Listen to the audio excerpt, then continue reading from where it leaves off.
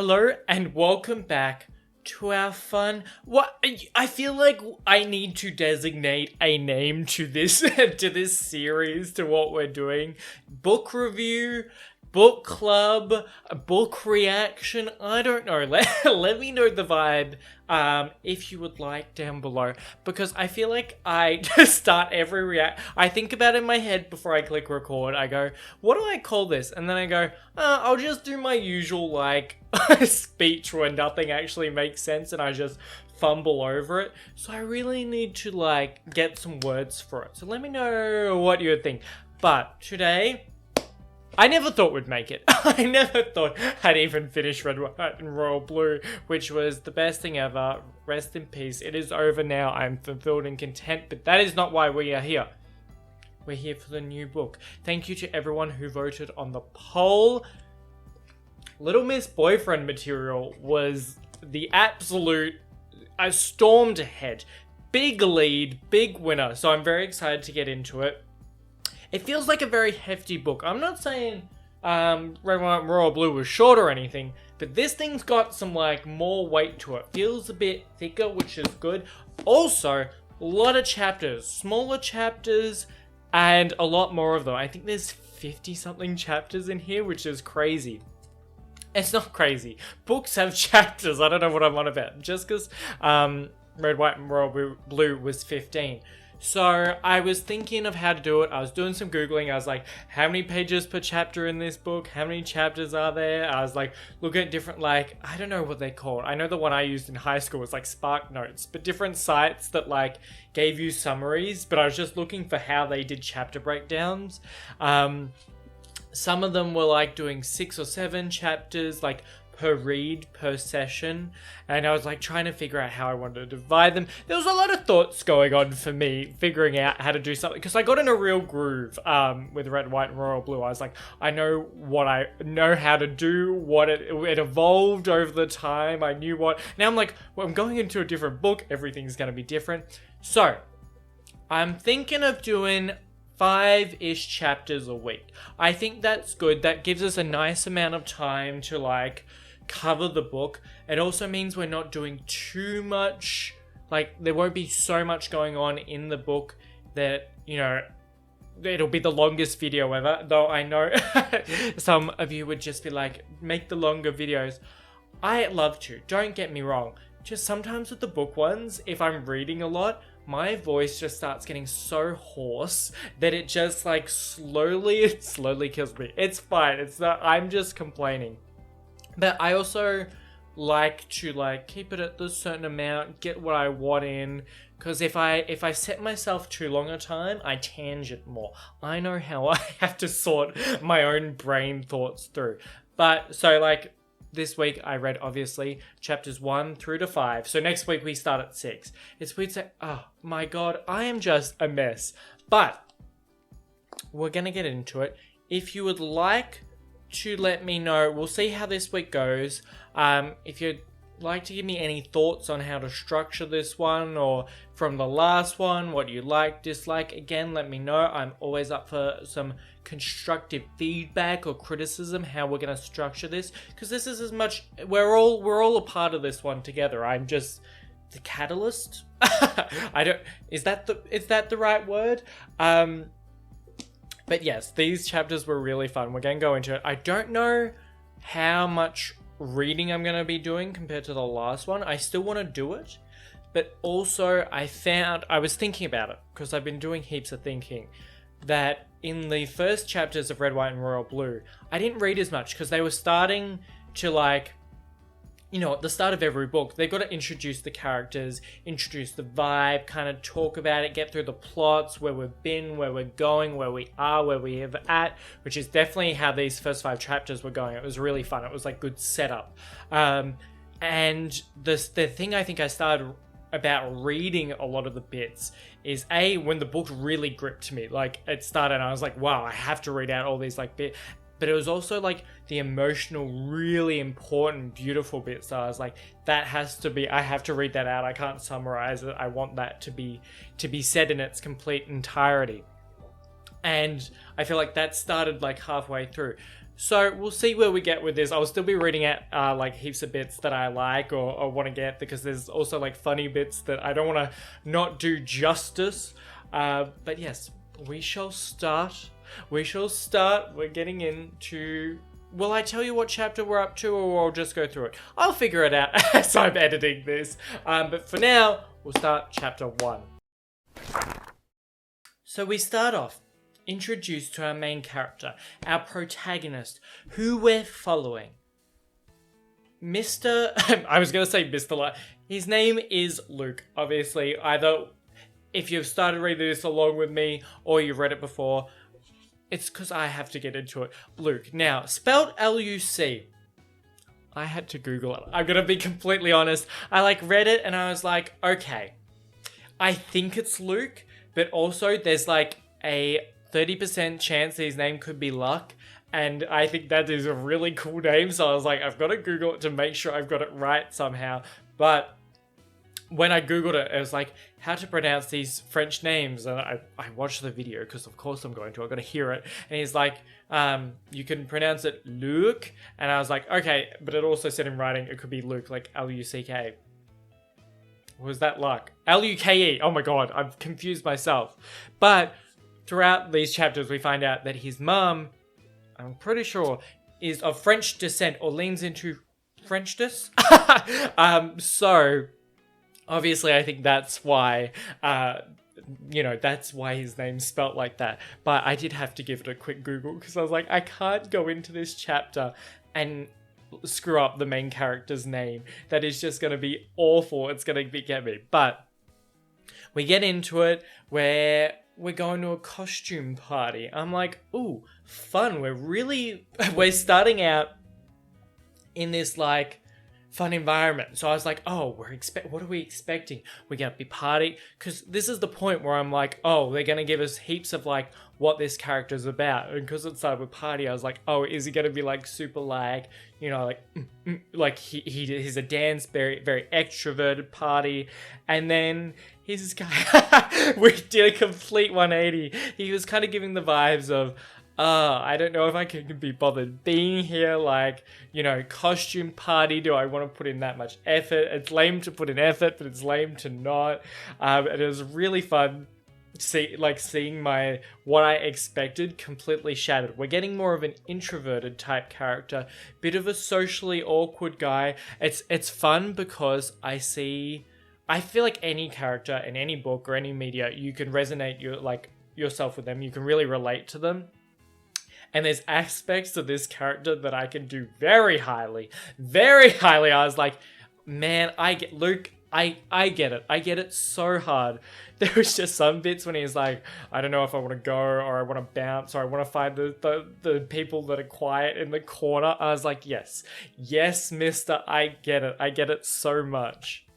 So we're at a party. We're at a party for this guy, named Malcolm. Everyone knows Malcolm. And then I was like, because you start theorizing when you go into a new book, a new book. I knew it was a love story, queer. And I'm like, Malcolm, is this going to be the guy? And then quickly we jump to another person that starts flirting with us. And I was like, is this going to be the guy? I keep wondering. I'm like, who's going to be our main love interest? I'm like, who's it going to be?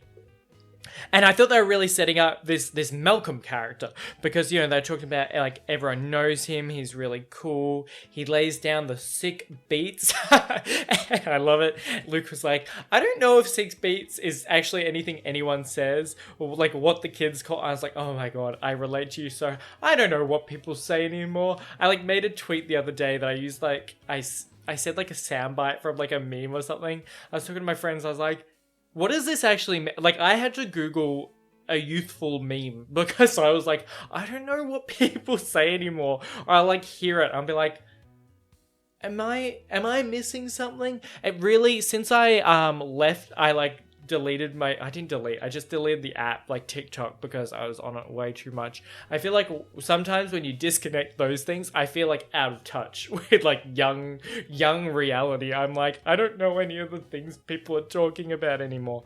But it does make me feel like I can relate to Mr. Luke more, which is really fun.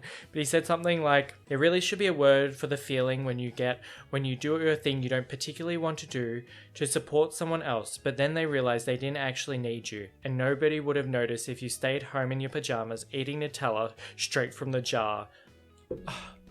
Right? Like, oh my god. The way, like, we get these small bits, and I was like, yep, this is my man.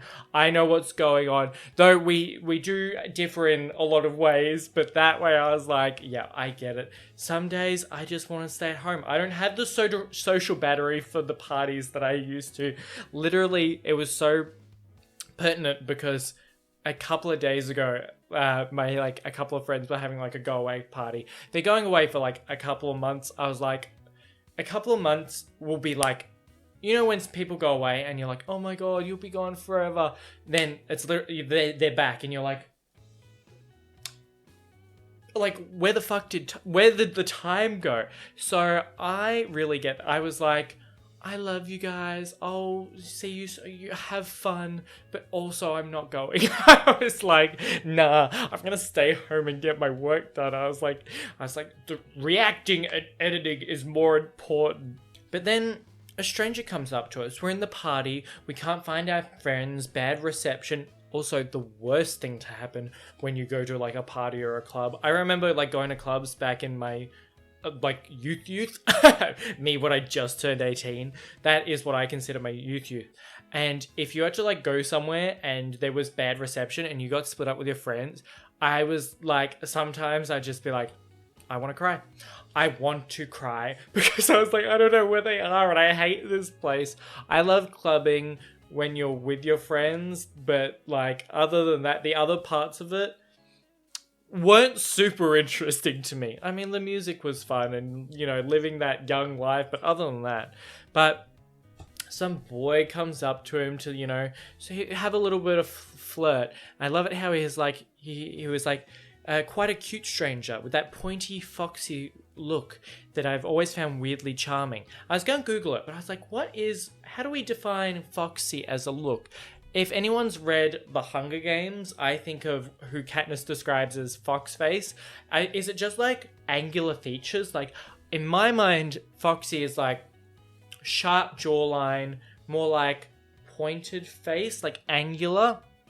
I was like, if they got a jawline, because that's how I would think a fox looks, I'm like, yes, they're going to be attractive. A jawline in my like checklist of things I find attractive, it's there, but granted, somewhat unachievable. So I wouldn't expect it of a lot of people, but you just, all those bloody hot people on Instagram all have it. Oh god, hate those, hate attractive people, am I right?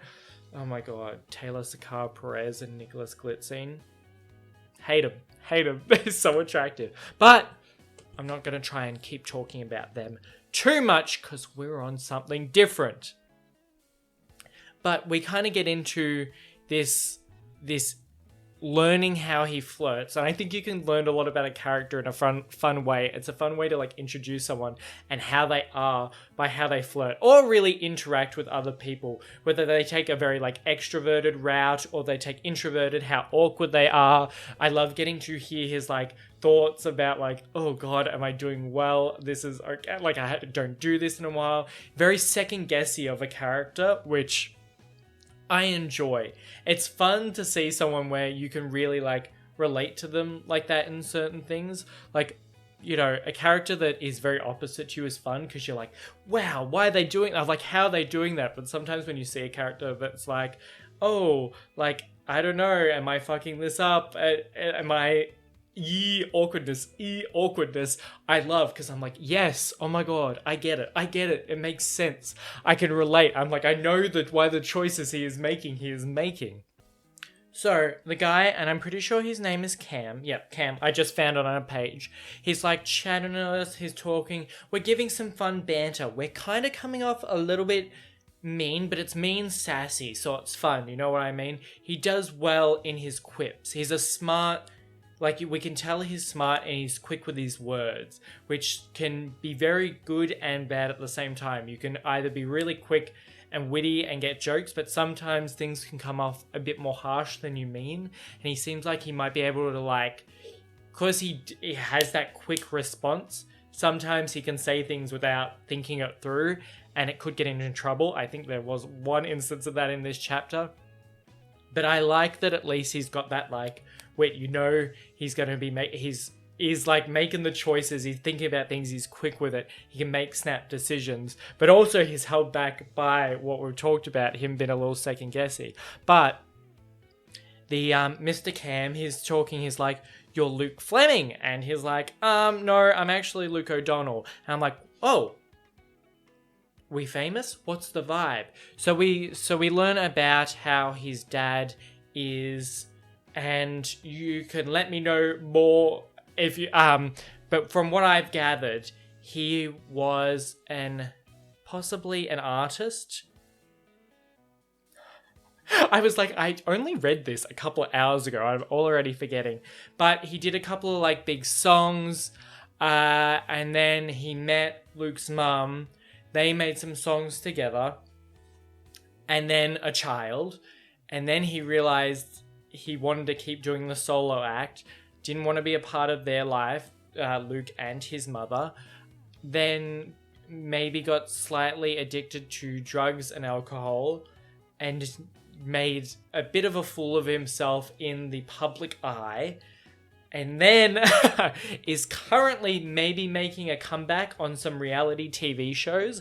I think that's covered basically how the dad's story is turning out at the moment. I'm interested to see, like, if he'll come back, like, if he might be a big part of this book, if he'll have a redemption arc, if he'll kind of come try and connect with Luke. I wonder if that's going to, you know, play out in the future. I'm not here nor there on the idea yet. It's just like these things, when you start getting into it, I'm like, wow, I wonder if that's going to come back or not.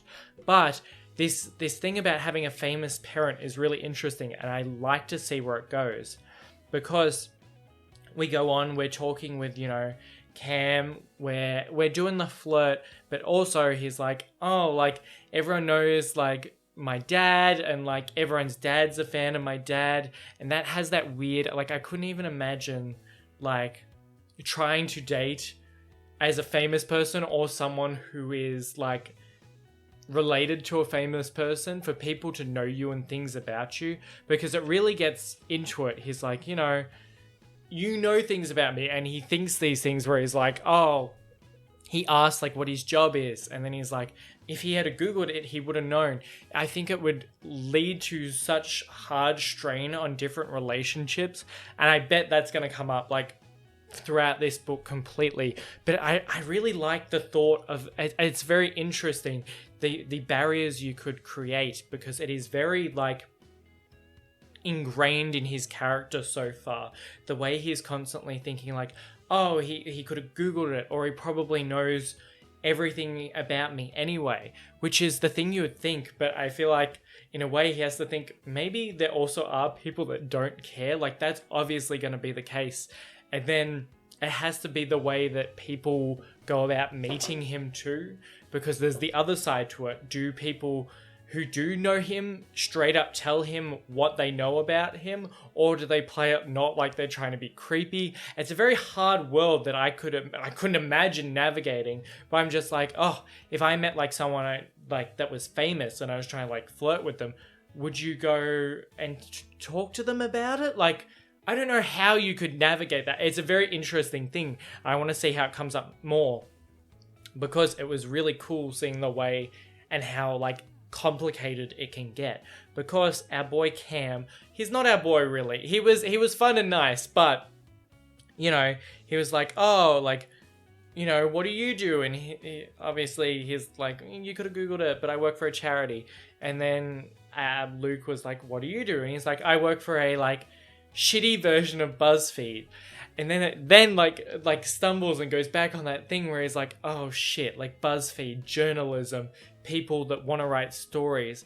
And I feel really bad, because obviously his first thought was, do I trust this guy? Is he coming from a story? He was like, you know, he was thinking about it. He's like, oh, I think he said something like number 8 on the list of like fucked up things celebrities' kids do, you know, and that would like be such a burden on your life. Obviously, there are positive things, well, in different, every case is different, obviously, we know this. There could be positive things to having a famous parent. This case, maybe it doesn't seem so much, though his mum is cashing those checks when movies put her songs on. But it'd be so hard. My heart like poured out for him as soon as they said that. And he's like, oh no, is he here just for a story or is he here for me? And not being able to know that truly from someone would be so tough. And I empathize with him greatly. And to navigate that just feels like impossible. Like I was like, I can't even begin to think how hard or annoying that could get. So we're going on with this man Cam. We're having a couple of kisses, couple of schmooches. We're doing this flirty thing kind of well, but also our like great like social anxiety has held us back a bit. But Cam's leading. Cam's a bit in charge here, and it's fun. He did this thing where he's like, you know, I'll ask a question and like you answer, and then we can have a kiss. And that was kind of cute. It was kind of vibey, and they were talking about a couple of questions. He was answering, you know, favorite ice cream, you know, boiler level stuff. And then he does go into like where is the weirdest place you've had sex? And obviously, if you weren't a you know, celebrity's, you know, son, and the person you were talking to wasn't a somewhat journalist, like pop culture journalist, that'd be kind of a fun little like, you know, story time or whatever. But he was like, oh God, like, why are you asking? He went back to the shit, like, who are you? What do you want from me? And then Luke says, is that for number 8? I asked, with a belty laugh that was meant to show I was incredibly cool and unconcerned. Number 8 what? You know, 12 celebrities' kids who like to fuck in weird places. Number 8 will shock you. Wait, he froze. Do you honestly think I'm kissing you for a listicle? Does that mean... Oh, list article. Got it. Oh my God, I had to figure that out in real time. I was like, what does that actually mean? No, I mean, no. He gazed at me for a long, horrible moment. You do, don't you? I told you it was complicated. That's not complicated. That's insulting. I pulled this back before. I could pull it back again. It wasn't meant to be. It's not about you. This time, there was no ear tweaking. How is it not about me if you genuinely had this concern about my possible behavior? I just have to be careful. For the record, I sounded extremely dignified when I said this. Not at all pathetic. What the hell would I even write? I met a has-beens kid at a party. Celebrity's gay son is gay. Shock. Well, it sounds like a step up from what you'd usually write. His mouth fell open and I realized I might have gone the tiniest bit too far. Wow. I was about to say I wasn't sure which of us was the asshole, but thanks for clearing that up. Yes, I think, like, obviously this was him. They had a bit of banter before when he was talking about how, you know, he writes dumb articles. And then for Luke to go on and say, wow, it's a step up from what you usually write. I get it. I get what he was going for. I get that was a part of the joke, part of the banter, part of the fun. But I was like, ooh, babe, not the time. Not the time at all. I felt so bad for him because I was like, obviously this is a hard thing to navigate. Like, working with that life and his father. Shit just like, it stressed me out, and I hope it continues in a way because I love seeing how he has to navigate this life. It's kind of like a fun insight. Obviously, they're not real, but the whole thought on celebrityism and famous people and how they have to interact with like normal people and semi-celebrityism and like, you know, B to Z listers. Obviously, I don't really care.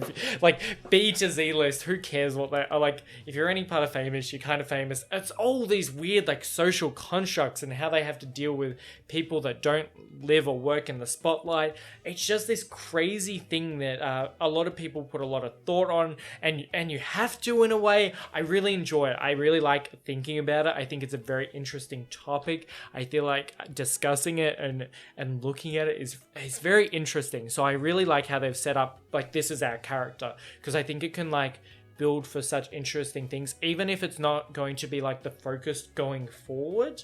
I like that it's still in the back pocket, but it also comes with those like trust issues, which I think are gonna be really seriously hindering on Luke's character and him moving forward. But I understand why completely. But he's kind of like, he can't find his friends. He's like, you know, didn't get the cute guy. He's like, no, fuck this. I'm going home. I'm leaving. He goes outside. He was wearing a bit of like a semi-skimpy, no skin showing, leather bunny ears, semi-BDSM, you know, submissive. I don't know how to characterize it, but he was wearing something because it was a fancy dress party. He goes outside. He's going to walk home or whatever. Falls over, eats shit, and gets paparazzi'd, which would be like the worst thing ever. But he was like, at least I was wearing clothes, and he's like, surely this won't come back to haunt me. Wakes up the next day, it's all over the place. Obviously, not all over the place, but we get into chapter 2 here, where he has Google Alerts set for himself, and I feel like it's a smart thing to do. He was like, is it narcissistic? And I was like, well, if you want to know what shit's going to be said about you, it's a good thing. It's a smart option to take. But he was, you know, people were talking about it, the picture, and he was reading I'm just going to assume it was on Twitter. I forget if they said it or not. But he was reading what people were saying and, like, you know, like, his alcoholic dad, and now he's got an alcoholic son, like, falling over outside the club. And it's fucked. It's really unfair for people to characterize that, because it is that whole thing with celebrities of things happen, moments get taken completely out of context. Like, we know for a fact that he had like half a drink, like had a shit night and was going home and just happened to fall because, I don't know, he's clumsy, or he just fell. Oh my god, I'm a clumsy motherfucker. I fall all the time. I'm very good at falling over. Not fully over, but at least tripping. I am the king of just tripping over my own feet or random, you know, when you're walking and there's just like a small something. I'll always hit it. I always hit it. I'm usually pretty good at not falling fully over, but I'm known to fall every now and then or walk into shit. I'm just... Have I painted myself as just not good at existing as a human? I had a big bruise, like, just below my hip. I was going to stand up, but I'm in pajama pants, so I'm not going to. But just below my hip, where I was walking the other day in my kitchen, I just walked straight into, like, a corner. Oh my god, it hurt so bad. Big bruise. But yeah, I'm just so oblivious sometimes. So I get it. More things that I can just completely relate to him. Also, I'm pretty sure he's 6'4". Am I making comments about that? No, because, you know, all people are beautiful and we love all people's height, but also 6'4"? Hello, Luke. Like, do you need anyone to come? Like, 6'4" is tall. Like, I am 6 foot, so I still technically... Oh, yes, I'm tall-ish, but, like, 6'4" to me is, like, whoa. Like, I have to look up to look to them. Those people are crazy to me, because I feel like I'm tall compared to a lot of general population, but when I see someone that, like, towers above me, I'm like, holy shit. I'm like, what's going on? So 6'4" is that height where I'm like, wow. Hello. Hello. I like a tall man. There's just something about it. But it was really cute because he rings his mum and he's just like, I got Pat the other day. It's really cute to know, like, he's close with his mum, and obviously she raised him by herself. He was talking earlier that, you know, he's very protective of her, and it's just sweet.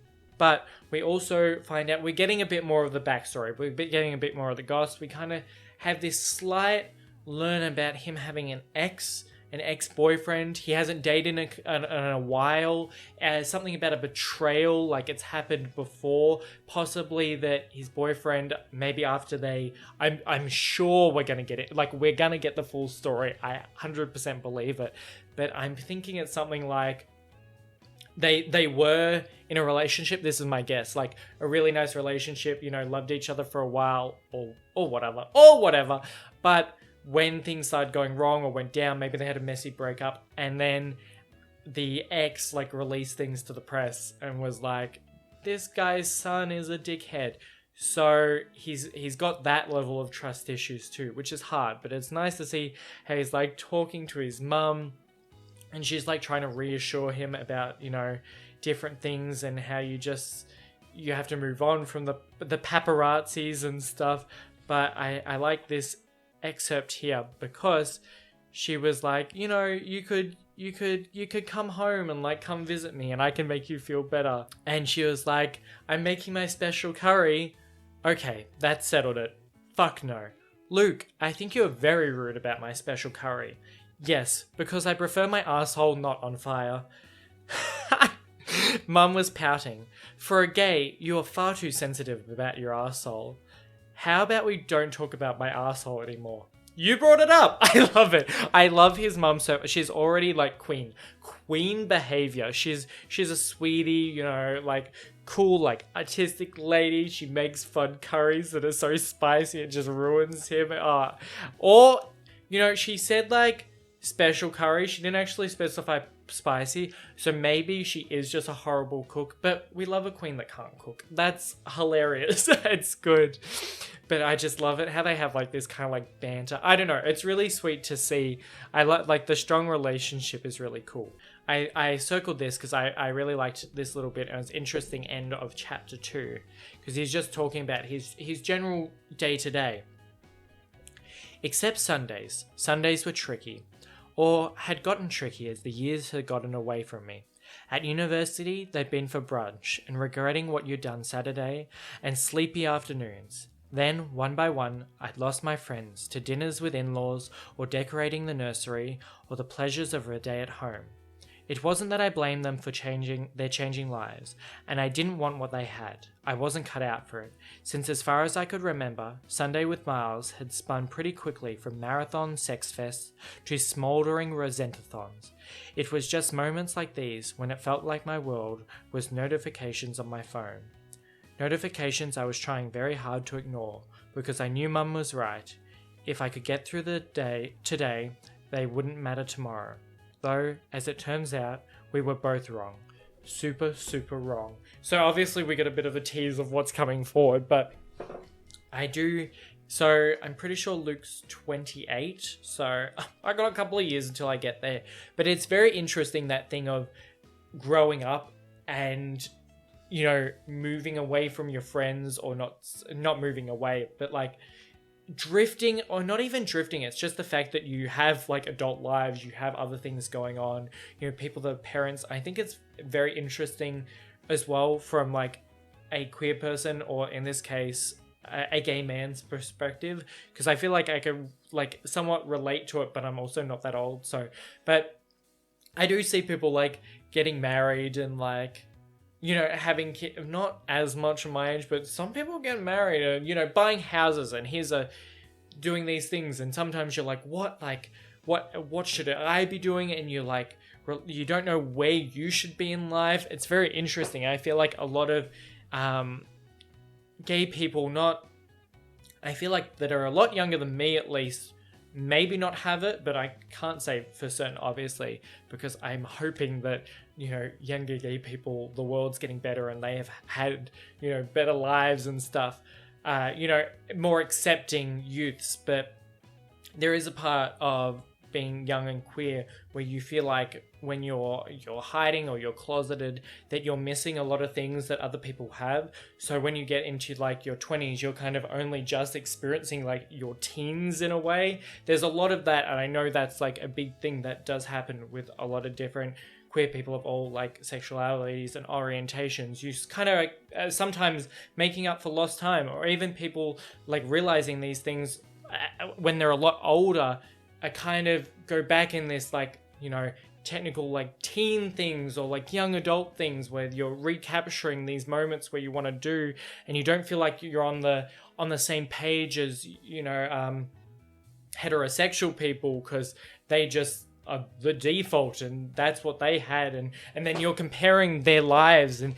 their standards and their timelines, and it's this very tricky thing that I think is very interesting in that small excerpt here that you can pull from that, and you're like, well, yeah, it's hard, especially when he went through like a big breakup and maybe he was expecting to go at this same timeline as everyone else, but he said, they went from sexathons to resentmentships, which is very like, you're like, oh shit, there's some things here. It's just, I love it. I think there's a lot to be extrapolated from like different bits of this book.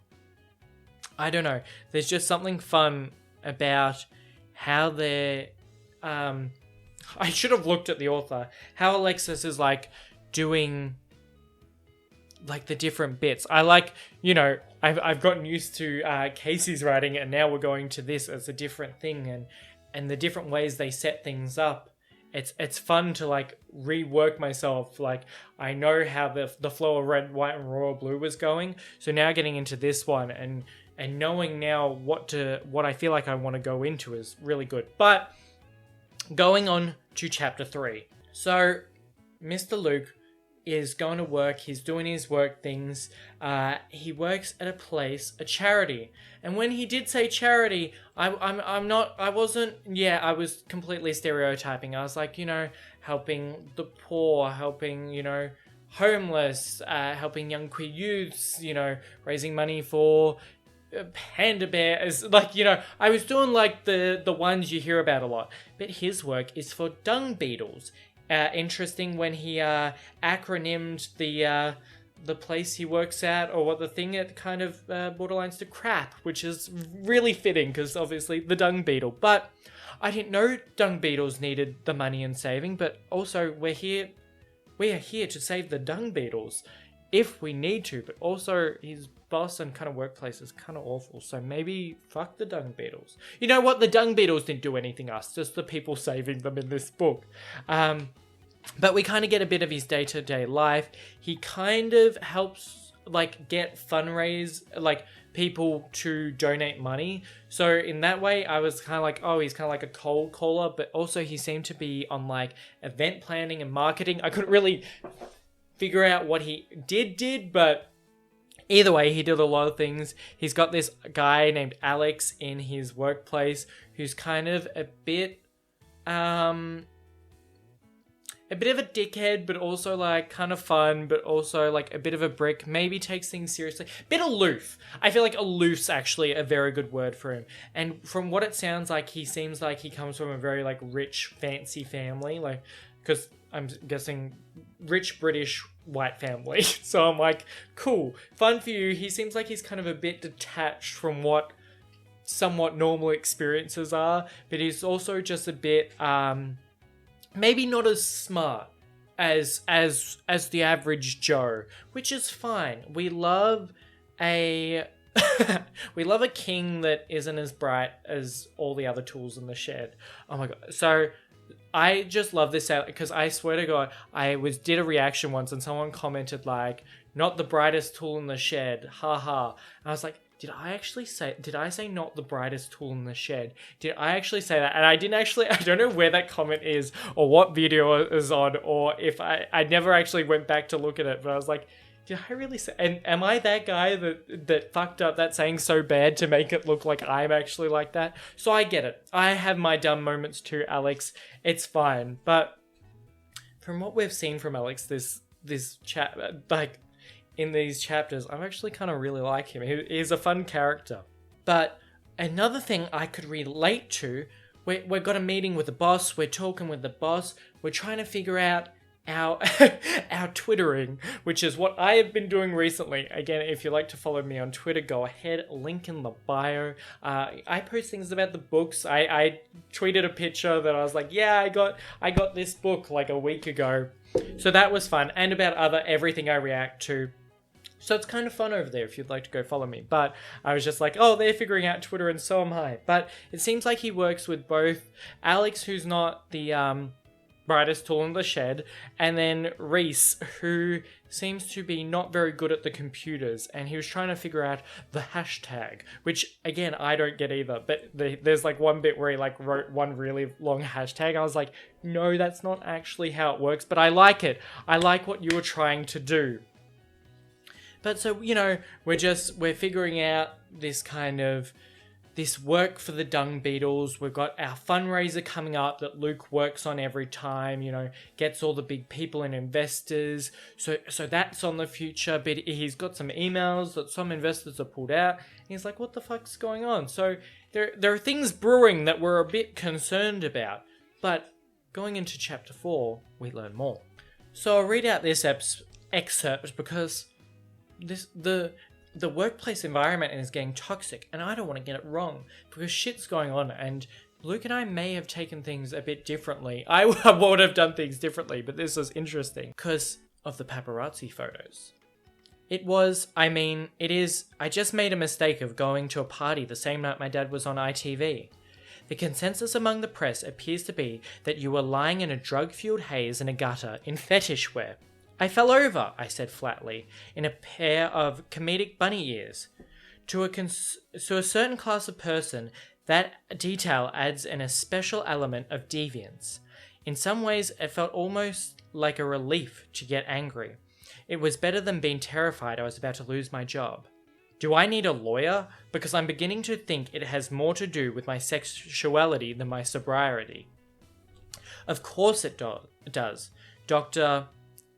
Faircloth? We'll call him Doctor. We'll just call him Dr. Fair because I can't read. Dr. Fair made an impatient gesture. It makes you look like entirely the wrong sort of homosexual. I was like, bitch, what the fuck do you mean by that? Obviously I got it, but oh god. So I'm jumping on. What? So you just brought me here to brighten my day with a little casual homophobia? Come now, O'Donnell, she slighted. You must know I have no interest in what variety of homosexual you are. Incidentally, did you know that aphids are pathogenic? But unfortunately, several of our backers do. They, of course, are not all homophobic. I think rather enjoyed having a delightful young gay wining and dining them. That, however, rather predicated on you being essentially non-threatening. My anger, like every man I'd ever been with, didn't seem inclined to stick around. Ooh, rough. And it left me feeling tired and pointless. Actually, that's still homophobic.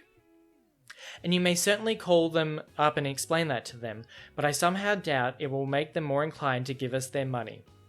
So they kind of, it's so horrible because this is just not something that you'd want anyone to go through and just such a horrible thing. They're like, oh, yes, of course you can be a gay man, but you have to be the right sort. Non-partying, you know, very traditional, you know, practically straight, but just your partner happens to be a man in this case. And you're just like, what the fuck? They're like, you know, no partying, no deviant behavior. You know, they'd be like, crop tops, no, don't wear color, don't show emotions. It's very like that, like old school. If you're gonna be gay, you've still got to be, you know, quote unquote normal. And you're just like, what the fuck? And I don't think necessarily that the doctor, his boss, is super homophobic or anything. They seem to have a very one-track mind about the dung beetles, and they just want their sponsors to give them money, and the sponsors are the people that have problems with it. And as the doctor seems a bit of an oddball and only cares about the dung beetles over humans, I can see why they're like, we just want the money, stop acting out. But I'm just like, oh, why have you been so mean to him? This is horrible. Like, my heart pours out for him. Dealing with this at work. Because at one point he was like, so what, I just have to like walk out or get fired? And I was like, oh, fuck.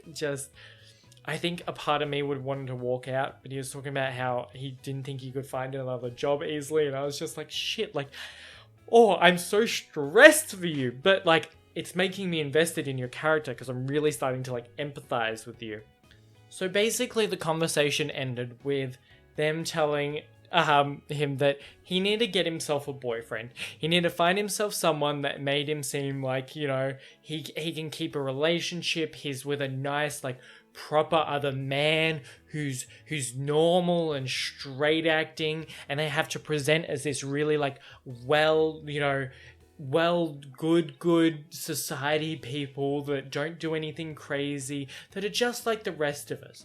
They're gay, but they're just like us. That's basically the vibe they put out there. And I was like, is this the way? Like, is this like, are you allowed to ask for that? But I get it. He wants to keep his job, so obviously he's gonna do what he has to. But there's, you know, it fucking sucks, and it left him really feeling really emotional. And I did really enjoy this bit, where my head was swimming as I left the office. I put my hand on my face and discovered my eyes are wet. Gosh, said Alex, are you crying? No. Do you want a hug? No. But somehow I ended up in his arms anyway, having my hair awkwardly patted. Alex was supposed to have been a serious cricketer at school, or university, or something. Whatever serious meant for a sport that is basically 5 days of eating strawberries and walking slowly. I couldn't help but notice he still had the body for it, lean and wrangly, and solid, on top of which he smelled implausibly wholesome, like freshly cut grass in the summer. I pushed my face into his designer cashmere cardigan and made a sound that definitely wasn't a sob. It's just really sweet. Like, say what you want about this Alex character. He may not get our jokes. He may be a little dense, but he is kind of a sweetie, kind of like a big, in my mind, which is hard because we are 6'4", so we are so much taller, but a big kind of like, you know, what is that? Like a lovable bear? Wow, what's the phrase when someone looks like, could be like threatening, but they're also cute on the inside? But I just love it how he was so sweet to him and wanted to help him and give him a hug. But the help didn't stop there. What did he suggest? He was like, well, you know what? I think I could help you. Like, I figure we could fix this. Why don't I be your boyfriend? Your fake boyfriend. And we were just like, holy fuck. What do you mean by this? Like, you can't... But then I was thinking, is this our love interest? Is Alex our love interest? He's gonna fake being the boyfriend, and then he's gonna realize he likes men and then becomes our actual boyfriend? I was like, ooh, didn't expect this. I don't think that's what's happening because we didn't go through with this, but I was like, that could have been a really fun, like, going for the plot. I was excited about it. I shouldn't have been because it's not happening. Now I'm like, someone write that one. That could be hilarious. It's like one of those movies where, you know, you get the like fake date or for like the Christmas or the holidays or wedding and you hate them, but then you fall in love. It's like that with an extra layer of like them realizing they like men. I think that would be really hilarious of a plot. We didn't exactly go for that idea. We're like, maybe we'll put it in our back pocket, but we'll try literally everything else before that because dating a straight man would be hard and he does have a girlfriend. But to end off the fourth chapter, I circled this because I really liked it. After all, I couldn't fix the fact my father was John Fleming. I couldn't fix that he hadn't wanted me. I couldn't fix falling in love with Miles, and I couldn't fix that he hadn't wanted me either. It was a while I was wallowing that I came to the realization that Alex hadn't been entirely helpful. I mean, he hadn't gone so far as to actually be helpful. Small steps, small steps. But he was, broadly speaking, right in that people you knew were an effective way to meet people you don't know. I grabbed my phone and fired up the WhatsApp group with somebody who had recently changed the name to don't want to be all by myself. After a moment's consideration, I sent a series of siren emojis followed by help, emergency, queer Avengers assemble, rose and crown, 6 tonight. And was secretly kind of touched by how quick the screen lit up with promises to be there. Relying on friends, best thing ever. It's always good when you have something wrong and you have those friends to turn to that like you can get quickly. But we go into chapter 5, which is our last chapter, and we start meeting the friends. We start meeting our group who's going to be probably here to support us through the whole book. The first person that shows up out of the Queer Avengers assemble. I just like that. I think it's a very fun little bit is Tom. Now, Tom is interesting. We went on a couple of dates with Tom. We introduced Tom to our other friend named Bridget. Tom stopped talking to us and went with Bridget and started dating Bridget, which was cute. Then, at one point, they took a break for a bit, and we, in poor decision, went to try and chat up Tom, making Tom realize how much he loves Bridget, and now they're still together, which is really cute. But that is Tom's backstory, and somewhat Bridget. Bridget is our token straight friend, which we love and is really funny. Then we have the James Royces, which I had to read this like 18 times to figure out what the fuck was going on. And conversation going until the James Royces arrived. I met James Royce and James Royce, now James Royce and James Royce at university at an LGBTQ plus event. I was like, what did I just read? I literally couldn't fathom what I just read. I was like, who the fuck is...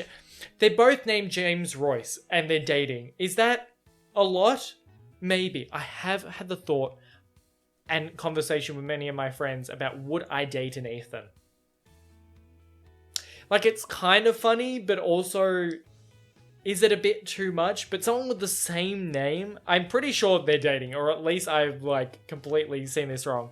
But one of them's very extroverted and one of them's introverted, and I think that is kind of really funny and a kind of fun dynamic. But for them to both be named the same thing is nuts.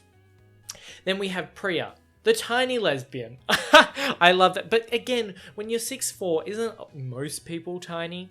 We didn't get a height for her, but she used to be our single bestie that we said would marry if we got to 50 and we're both still single.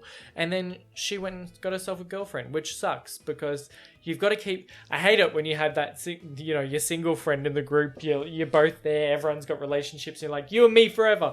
We will be single forever and we'll love each other. And then they go find love and you're like, go fuck yourself. Actually, go fuck yourself. I don't like you anymore.